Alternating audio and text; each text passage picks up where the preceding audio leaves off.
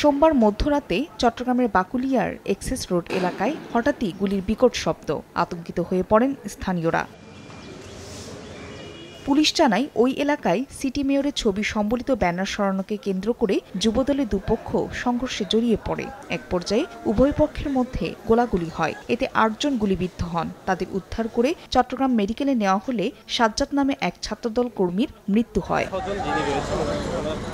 হত্যাকাণ্ডের সঙ্গে আওয়ামী লীগ ও যুবলীগ জড়িত বলে দাবি সিটি মেয়রের। ওই গ্রুপ হচ্ছে সন্ত্রাসী গ্রুপ। এরা আগে ছাত্রলীগ যুবলীগ করত। তারা আজকে এখানে এসে কারো না কারো শেল্টারে আছে। এদিকে সম্প্রতি নড়াইলের কালিয়ার সুক্ত গ্রামে মোবাইল ফোন কেনাবেচাকে কেন্দ্র করে প্রতিপক্ষ সুজন খানের সঙ্গে কথা কাটাকাটি হয় মাসুদ শেখের ভাতিজার।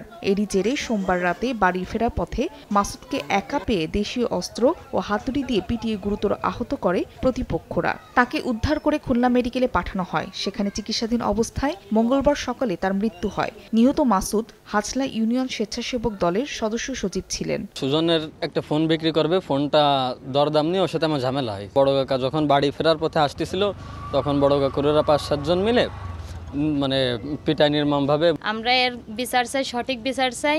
আশা করি যে আমরা খুব দ্রুততম সময়ের মধ্যে এই ঘটনায় যারা জড়িত তাদেরকে গ্রেপ্তার সহ ঘটনার মূল রহস্য আমরা উদ্ঘাটন করতে পারব। এছাড়া নাটোরের গুরুদাসপুরের নাজিরপুর ব্রিজের নিচে নন্দকুজা নদী থেকে অজ্ঞাত পরিচয়ের একটি মরদেহ উদ্ধার করেছে পুলিশ। ফাহরিয়া ফারজানা, সময় সংবাদ।